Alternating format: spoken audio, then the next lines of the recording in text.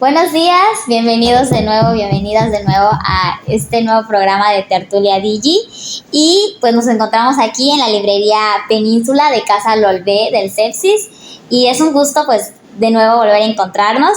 Y el día de hoy tenemos como invitado al maestro José Fernando Gallegos Villegas, y quien nos aceptó pues esta invitación pues para charlar un poco con nosotros. Pues bienvenido, maestro, y muchísimas gracias por aceptar compartir este espacio con nosotros. Gracias a ustedes, gracias a la UNAM, a la FES Aragón, al Sepsis. Por supuesto, aquí estamos con la mejor disposición de poder contestar las preguntas que los alumnos requieren para saber de lo que estamos hablando en términos de economía. Con mucho gusto, adelante. El maestro Fernando Gallegos es egresado con una maestría de Economía Aplicada por parte de la UNAM. Entonces, pues hay un estrecho vínculo con como él lo mencionó. Es también maestro de la FES Aragón, y en agosto del 2020 se incorporó como colaborador responsable del Espacio de Observación de Economía y del Empleo en el Observatorio Regional de Gobernanza y Coordinación Social ante el COVID-19 en Yucatán, la ORGA, y participa activamente en el diario Jornada Maya, y ahí nos brinda artículos de opinión. Y pues comenzamos, maestro, con la primera pregunta, que es: ¿cómo describiría usted el modelo económico de México actual? Mira, sin ser pretencioso, yo lo describiría como un modelo económico nulo. En realidad, en general, lo que creo que está ocurriendo con la interpretación de economía en México es más una interpretación política. Y sobre todo cuando acudo al concepto de modelo económico, al cual considero como una representación o propuesta metodológica acerca de algún proceso o fenómeno económico. Aquí podríamos basarnos exclusivamente en lo que nos ha dicho nuestro presidente sobre cuál es su modelo señalado como económico, ¿no? Y aquí me parece que hay que precisar que él ha señalado la conveniencia entre reconstruir el poder político con el poder económico, teniendo como bandera el combate a la corrupción y la reasignación o redistribución del ingreso entre los ciudadanos. Particularmente, yo considero esto algo más político que económico. De acuerdo. Por ello, nos parece interesante preguntar: ¿quién define el modelo económico de México? Bueno, pues, al mismo tiempo lo estoy diciendo, ¿no? El quien define hoy en día, en el 2023, y quien lo definió desde el 2018 es el presidente de la República. Aunque debería, en general, ser, digamos, un proyecto que debería de elaborar la Secretaría de Economía, la Secretaría de Hacienda, que evidentemente se carga de las finanzas en México, y asimismo el Banco de México, son los que deberían de acudir a la política económica. Ok. ¿Y cómo podría mencionarnos qué estrategias ha utilizado pues el gobierno para la reactivación económica en México después pues de una pandemia, ¿no? Pues desgraciadamente ninguna, ¿no? En enero del 2021, el Fondo Monetario Internacional publicó un estudio acerca de los países que como porcentaje de su producto destinan recursos para mitigar los efectos ocasionados por la pandemia. Desgraciadamente, México aparece en el penoso penúltimo lugar, solamente por arriba de Uganda. Desde el gobierno federal, solamente hubo escasos,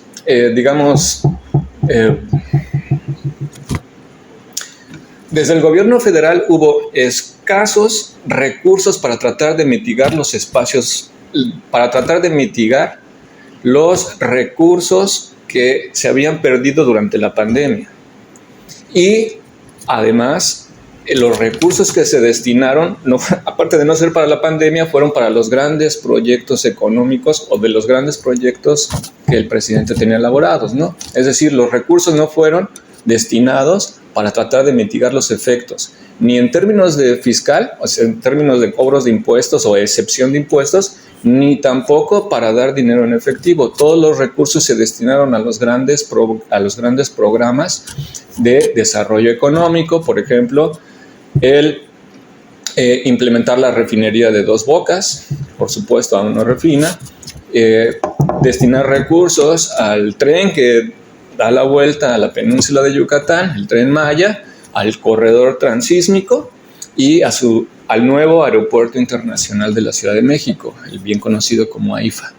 Es decir, los recursos se destinaron a causas que no tenían que ver con los efectos ocasionados con la pandemia, sino más bien a una estrategia de desarrollo económico.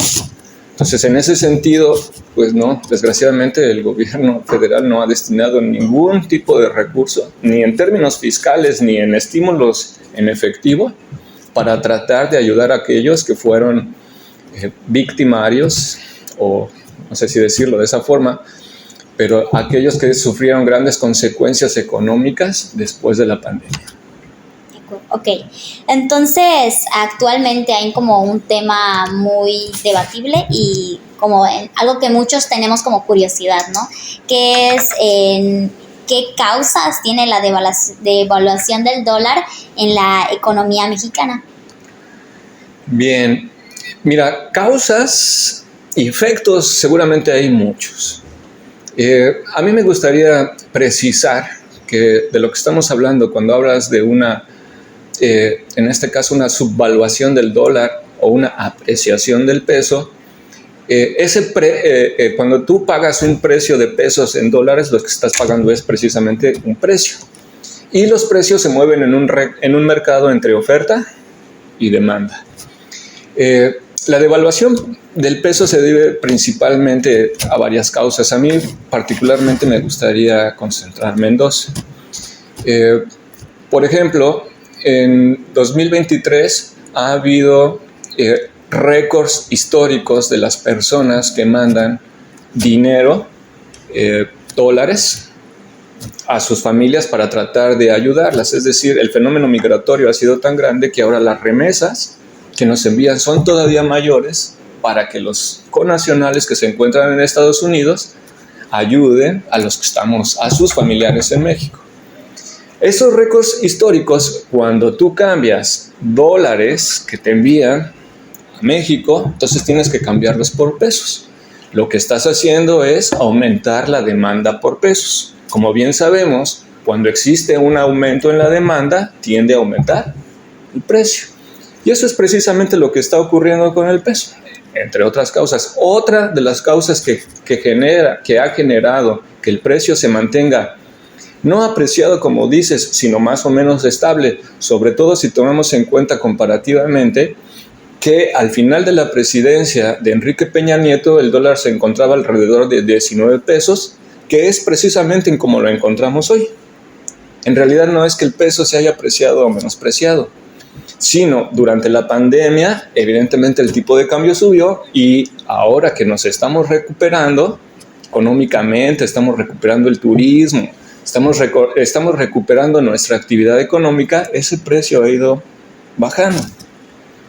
Pero ha bajado de tal forma que comparativamente respecto al final de la presidencia de Enrique Peña Nieto es exactamente el mismo. Entonces, para mí, en realidad no existe una sobrevaluación o subvaluación si la comparo con respecto a Peña Nieto. Ahora, esto no quiere decir que sea un logro de gobierno, como se nos ha vendido. Los precios se fijan y los precios de la moneda se fijan en un mercado de divisas. Y ese mercado de divisas está controlado por la oferta y la demanda. Ahora bien, que el precio del peso se haya recuperado respecto al dólar no significa que nos vaya a ir mejor, o no significa que no vayamos a tener una crisis como consecuencia de las crisis mismas que se están viviendo en Estados Unidos, las crisis bancarias que se están viviendo en los bancos regionales de Estados Unidos y en Europa. No quiere decir que nos vaya a ir bien. Ahora, vamos a ponerlo en un contexto más, digamos, un poquito más sencillo, ¿no? Imagínate que tú tienes una persona que te envía dólares desde Estados Unidos a México. Tú tienes que cambiar esos dólares por pesos.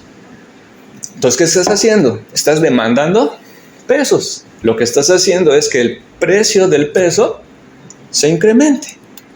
¿De acuerdo? Esa es una de las consecuencias que yo miro, digamos, en el corto plazo. Y ahora, tú cambias tus dólares por pesos, pero tus dólares, digamos, tienen un precio menor. Cuando los cambias, entonces cambias menos. Tienes menos pesos que anteriormente. ¿Qué es lo que ocurre? En un contexto, sobre todo, de inflación en México y en el mundo, cuando los precios se han aumentado, es decir, tienes un menor ingreso por tus dólares y ahora tienes que pagar mayores precios. ¿Qué pasa? Puedes consumir menos. El consumo, al ser uno de los componentes de la demanda agregada y por lo tanto los que se pueden generar, los que digamos me dicen que el consumo es un motor generador de producción, entonces al disminuir el consumo disminuyes también tu producto. Entonces no siempre, y viéndolo desde esta perspectiva de que somos un país con migrantes en Estados Unidos y que nos mandan dinero, las consecuencias de tener, digamos, un peso, pagar menos pesos por cada dólar, entonces me indicaría que mi ingreso es más pequeño. Y repito, en un contexto de antiinflación, puedo consumir menos productos. Entonces, esa es una de las causas. Ahora, otra de las causas por las cuales el peso se encuentra tan estable no tiene que ver con, digamos, con una política económica nacional, sino una política de Estados Unidos de aumentar las tasas de interés, que evidentemente México sigue como política de Estados Unidos, como política monetaria, para tratar de frenar la inflación. Ahora bien, la tasa de interés es considerada el precio del dinero. ¿Qué ocurre si tú aumentas la tasa de interés con tus pesos? Imagínate que tienes ahí 1,000 pesos y tú decides, ¿dónde lo invierto? ¿Me los gasto o lo invierto? Obviamente no los vas a ir a meter a tu colchón, ¿no?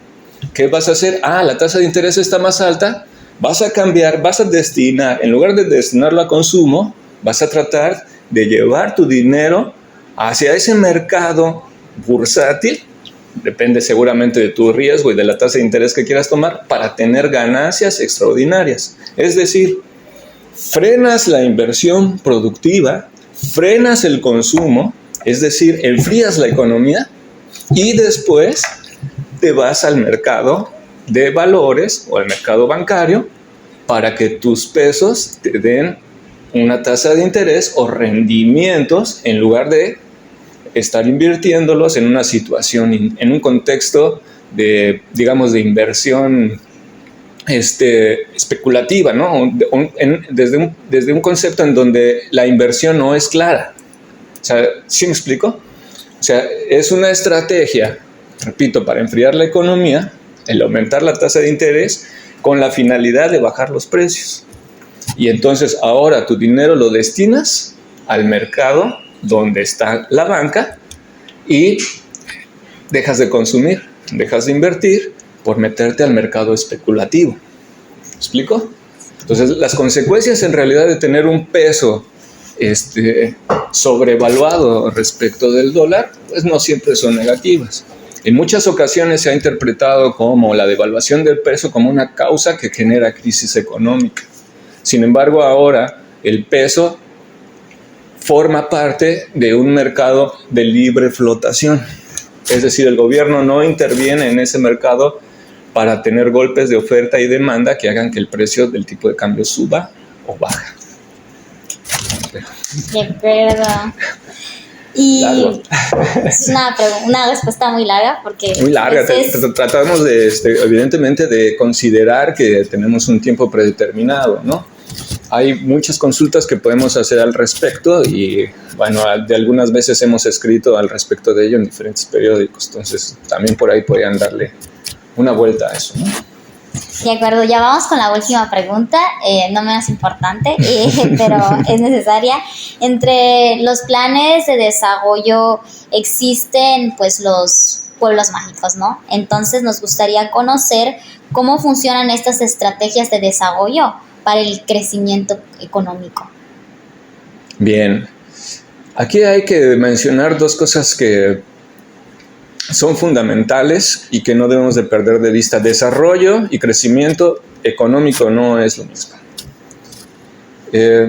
Digamos que el crecimiento económico tiene que ver con un comparativo de un periodo de tiempo a otro de cómo incrementas o decrementas tu ingreso por habitante. Estoy hablando en términos macroeconómicos, ¿no?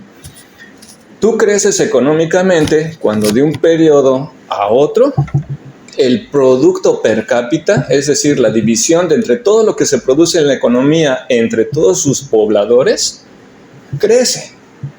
Entonces estoy hablando de una división, ¿no? Arriba tienes el producto entre la cantidad de pobladores. La única forma de generar crecimiento económico es de dos formas. En este sencillo caso, aumentando el producto, es decir, aumentando la cantidad en el denominador, te va a dar como resultado un número más alto.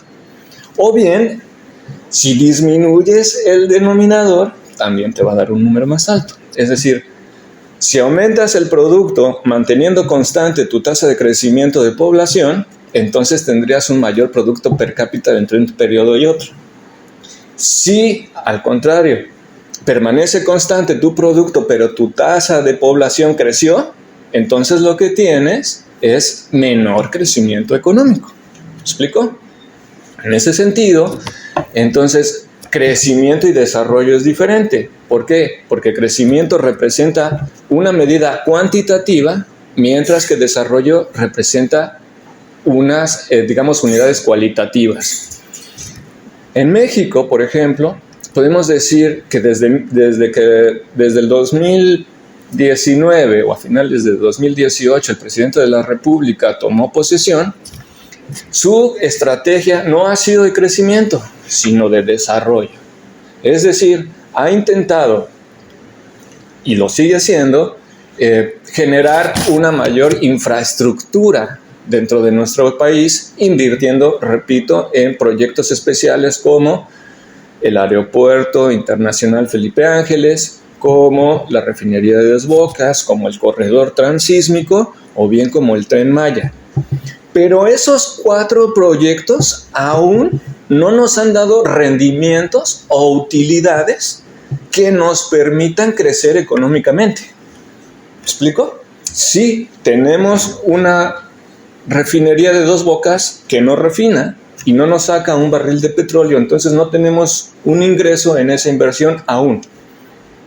Tenemos un aeropuerto que sí tiene vuelos internacionales, pero que los costos de operación del aeropuerto superan los ingresos del aeropuerto, es decir, tenemos pérdidas, seguimos sin utilidades. Evidentemente el Tren Maya no se ha terminado, ni el corredor transísmico se ha terminado. No tenemos ingresos por esos grandes proyectos, pero sí nos indican que nos hemos desarrollado. ¿Me explico? Pero no hemos crecido económicamente a través de ese desarrollo. De tal forma que la política de desarrollo y la política de crecimiento económico son completamente diferentes. Y creo que en este contexto de lo que estamos viviendo actualmente en México, como lo dije en un principio en tu pregunta, las políticas van dirigidas más al desarrollo y menos al crecimiento. Y nada más, si quieres para terminar, inclusive recuerdo muy bien en un momento diciendo al presidente que él iba a generar un nuevo índice de crecimiento económico. No sé si lo recuerdan al principio de su mandato. Bueno, cosa que evidentemente no pudo hacer porque el crecimiento tiene una forma de medirse específicamente y es a través del crecimiento o del producto per cápita. De acuerdo. Entonces, pues, ha sido todo. Hemos terminado con esta entrevista y agradecer por su participación y también agradecer a todas las personas que hacen posible, pues, este programa y estos pequeños espacios pensados para estudiantes. Entonces, nos vemos en la próxima edición de Tertulia Digi y que tengan un buen día.